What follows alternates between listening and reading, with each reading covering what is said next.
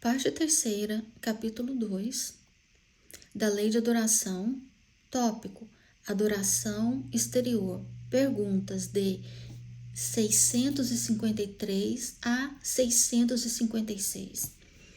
Pergunta 653.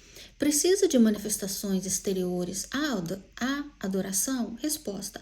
A adoração verdadeira é do coração. Em todas as vossas ações, lembrai-vos sempre que o Senhor tem sobre vós o seu olhar. Questão A. Será útil a adoração exterior? Resposta. Sim, se não constituir num vão simulacro.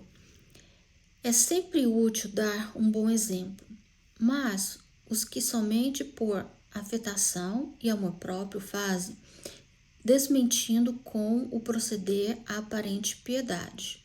Mau exemplo dão e não imaginam o mal que causam. Pergunta 654.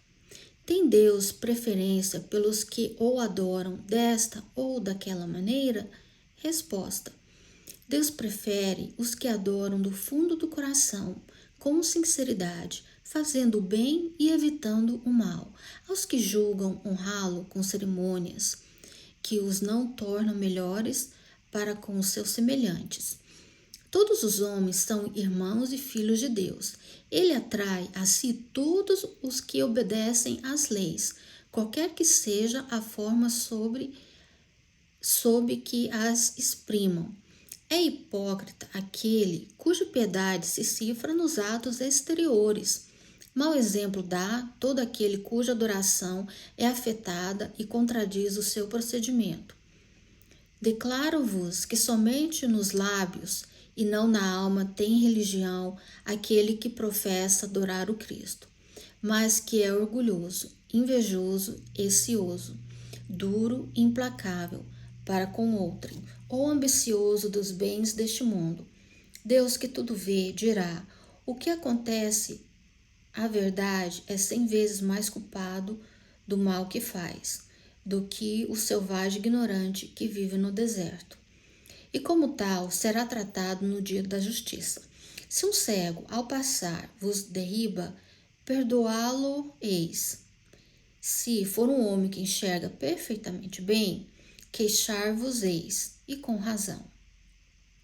Não pergunteis, pois, se alguma forma de adoração há que mais convenha, porque equivaleria a perguntar-lhes se mais agrada a Deus ser adorado num idioma do que outro.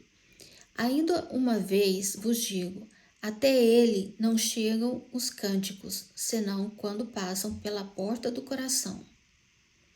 Merece censura aquele que pratica uma religião em que não crê do fundo da alma, fazendo-o apenas pelo respeito humano e para não escandalizar os que pensam de modo diverso? Resposta. Nisto, como em muitas outras coisas, a intenção constitui a regra. Não procede mal aquele que, assim fazendo, só tem em vista respeitar as crenças de outrem.